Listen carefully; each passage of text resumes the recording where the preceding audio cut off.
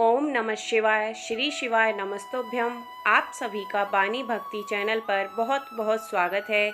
आज की वीडियो में हम शिव पुराण के अंतर्गत रुद्र संहिता में कुमार खंड का अध्ययन करेंगे, जिसमें हम स्वामी कार्तिकेय का जन्म, स्वामी कार्तिकेय का चरित्र, देवासुर संग्राम, तारकासुर की वीरता, तारकासुर का वध आदि अध्यायों का अध्ययन करेंगे। तो चलिए शुरू करते हैं आज की वीडियो। स्वामी कार्तिकेय का जन्म। नारद जी ने ब्रह्मा जी से कहा, अब आप मुझे शिव पार्वती के पुत्र कार्तिकेय के जन्म के विषय में बतलाइए। तब ब्रह्मा जी ने शिव पार्वती का स्मरण करके बताया। जब भगवान सदा शिव पार्वती के साथ शादी करके आए तो उन्होंने देवताओं के कार्य को पूर्ण करने की बात सोची। सब गणों को कैलाश पर नियुक्त करके शिवजी पार्वती के साथ निर्जन वन में विहार करने चले गए। वे वहां पर रतिवर्धक सैया बनाकर देवताओं के सहस्त्रों वर्षों तक रमन करते रहे। काफी समय व्यतीत हो जाने पर देवता ब्रह्मा जी को साथ लेकर श्री हरि के पास जाकर बोले, हे स्वामी, हजारों वर्ष व्यतीत हो जाने पर भी शिवजी के कोई पुत्र अभी तक नहीं हुआ है। विष्णु जी बोले, आप लोग चिंता न करें, शिवजी के विहार में खलन मत डालो। शक्ति और शक्तिमान के रति विहार से तीनों लोग कंपन करने लगे। सभी देवता विष्णु के साथ भगवान शंकर की शरण में पहुंचकर बाहर खड़े होकर उनकी स्तुति करने लगे। कुछ समय बाद भगवान शिवजी ब्रह्मा जी तथा विष्णु जी को द्वार पर देखकर अति प्रसन्न हुए। देवताओं ने उनकी बार बार स्तुति करके तारकासुर के भय का वर्णन करने लगे। तब भगवान शिवजी बोले, हे देवताओं, मेरे वीर्य को धारण करने की शक्ति किसमें है? इतना कहकर उन्होंने अपना वीर्य पृथ्वी पर गिरा दिया। देवताओं की प्रेरणा से अग्नि ने कबूतर का रूप धारण करके उस वीर्य का भक्षण कर लिया। उसी समय वहां पर पार्वती जी आ गईं, क्योंकि शिवजी को द्वार से लौटने में देरी हो गई थी। उन्होंने वहां आकर शिवजी के वीर्य का दृश्य देखकर क्रोध में भर गईं। उन्होंने स्वार्थी देवताओं को श्राप दे दिया कि आज से सभी देवांगनाएं बंध्या बन जाएं। तुम मेरे विरोधी हो, इसलिए तुम सभी दुखी रहोगे। पार्वती अग्नि से बने कबूतर से बोली, अरे मूर्ख, तूने शिवजी का वीर्य भक्षण किया है, इसलिए आज से तू सर्वभक्षी हो जा। तू शिव का तत्व न जान पाएगा और हमेशा देवताओं के कार्य में लगा रहेगा। इस प्रकार श्राप देकर पार्वती जी अंदर चली गईं। शिवजी भी अंदर चले गए। इसके पश्चात पार्वती जी ने गणेश को जन्म दिया। इधर सभी देवों के पेट में गर्भ रह गया। वे गर्भ की पीड़ा से दुखी होकर शिवजी के पास गए। शिवजी की स्तुति करके उन्हें अपने दुख से परिचित कराया। शिवजी ने देवताओं को उपाय सुझाया कि इसे बमन करके निकाल दो। सभी देवताओं ने ऐसा ही किया। इसके बाद शिवजी ने अग्नि को बताया, तुमने मेरे वीर्य का भक्षण करके अच्छा नहीं किया, इसलिए तुम इस वीर्य को किसी स्त्री की योनि में प्रवेश कर दो। नारद जी ने अग्नि को सलाह दी कि माघ माह में जो स्त्री प्रयाग में स्नान के लिए आए, उसकी योनि में इसे स्थापित कर देना। नारद जी के कथा अनुसार अग्नि माघ माह में प्रातःकाल वहां आकर प्रज्वलित हो गई। उस समय सप्त ऋषियों की पत्नी वहां स्नान करने आईं। वे शीत से आर्त होकर अग्नि की ज्वाला के समीप जाकर तापने लगी। उसी समय अग्नि ने उनके रामकूपों से होकर वीर्य को स्थापित कर दिया। इससे उन स्त्रियों को गर्भ रह गया। सप्त ऋषियों ने उन्हें त्याग दिया। सप्त ऋषियों की पत्नियां हिमाचल पर जाकर तपस्या करने लगी। वहां पर वे वीर्य का तेज सहन न कर पाने पर उसे त्याग दिया। हिमालय ने शिवजी के उस वीर्य को गंगा में गिरा दिया। गंगा भी उस वीर्य के तेज को सहन न कर सकी तो उन्होंने उस वीर्य को एक सरकंडों के वन में गिरा दिया।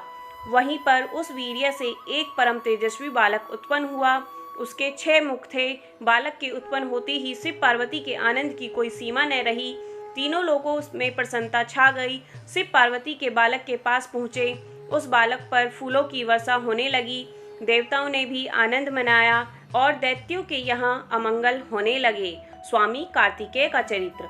इसके बाद वहाँ पर महर्षि विश्वामित्र आए। उस बालक ने उनको अपना पुरोहित बनाया और उनसे अपना नामकरण संस्कार करने को कहा। उनसे बालक ने इस गुप्त रहस्य को किसी पर भी प्रकट न करने को कहा। विश्वामित्र ने उनका नामकरण संस्कार करके उस बालक का नाम कार्तिकेय रखा।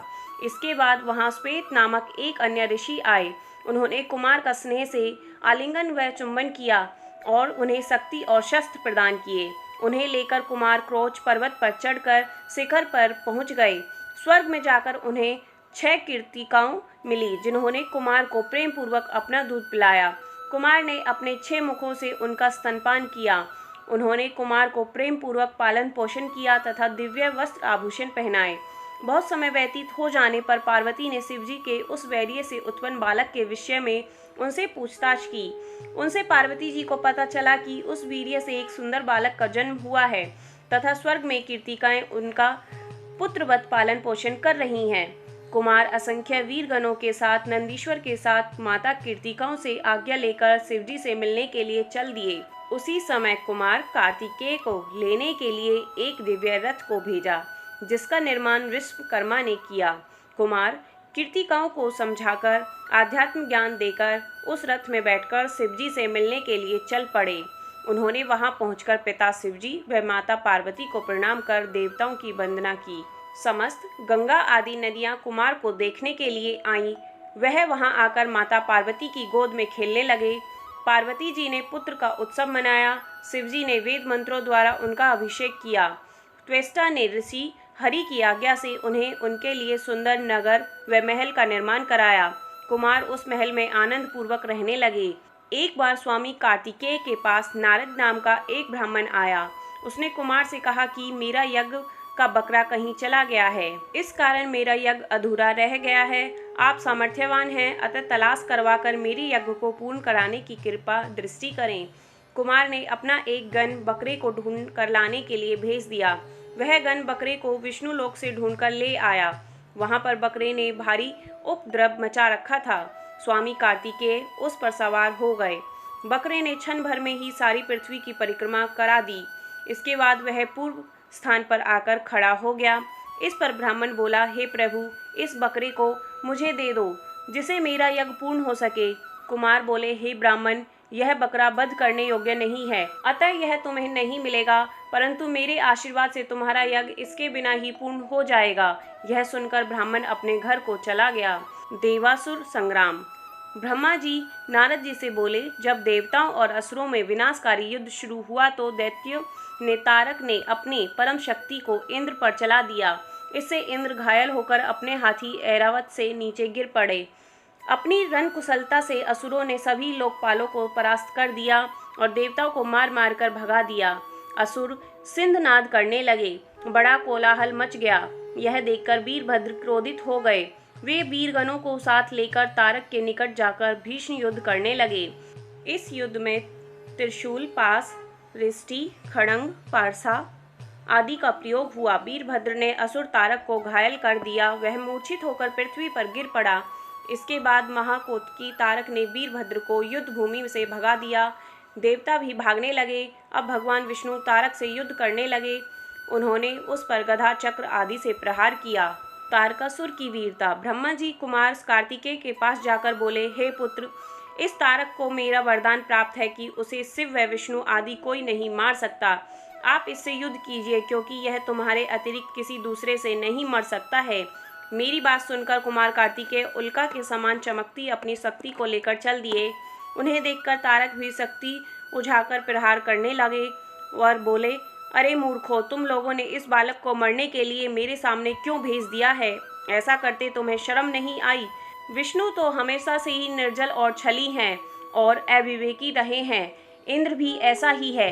मेरे द्वारा इस बालक के मारे जाने पर इसके वध का पाप इन दोनों को ही लगेगा।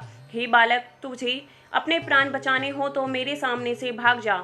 इंद्र तथा विष्णु की इस निंदा से तारक का बल छीन हो गया। इसी समय इंद्र ने अपने ब्रज से तारकासुर को पृथ्वी पर गिरा दिया। तारकासुर ने क्षण मात्र में उठकर इंद्र के ऐरावत से नीचे गिरा दिया। अब भगवान विष्णु ने तारक से युद्ध किया, परंतु तारकासुर महाकाल के समान चमकने लगा। तारकासुर का वध। कुमार कार्तिकेय शिवजी के चरणों का स्मरण कर उठे और असंख्य वीरों के साथ दुष्ट असुर तारकासुर का वध करने का उपाय सोचने लगे। देवताएं उनकी जय जयकार की, ऋषियों ने उनकी स्तुति की। दैत्य तारकासुर और कुमार कार्तिकेय में भयानक युद्ध होने लगा। दोनों वीर हाथ में शक्ति लेकर युद्ध करने लगे। दोनों के शरीर घायल हो गए। फिर कुमार ने शिव और माता पार्वती को मन ही मन प्रणाम करके एक प्रबल शक्ति असुर पर फेंकी, जिसे वह विदीर्ण होकर पृथ्वी पर गिर पड़ा और मृत्यु को प्राप्त हुआ। चारों ओर आनंद छा गया। माता पार्वती ने स्नेहवश कुमार को गोद में उठा लिया और उनका मुख चूमने लगी। इसके पश्चात कुमार ने क्रोच पर्वत को पीड़ित करने वाले दैत्य वारणासुर का भी वहीं बैठे बैठे वान से संहार कर दिया। इस पर शेष के पुत्र कुमार ने कुमार की बहुत प्रशंसा की। बोलिए भगवान शिव की जय, कुमार कार्तिकेय की जय। श्री शिवाय नमस्तोभ्यम। आज की वीडियो देखने के लिए आप सभी का धन्यवाद। वीडियो अच्छी लगी हो तो इसे लाइक करें, चैनल पर नए हैं तो चैनल को सब्सक्राइब करें और वीडियो को ज़्यादा से ज़्यादा शेयर करें।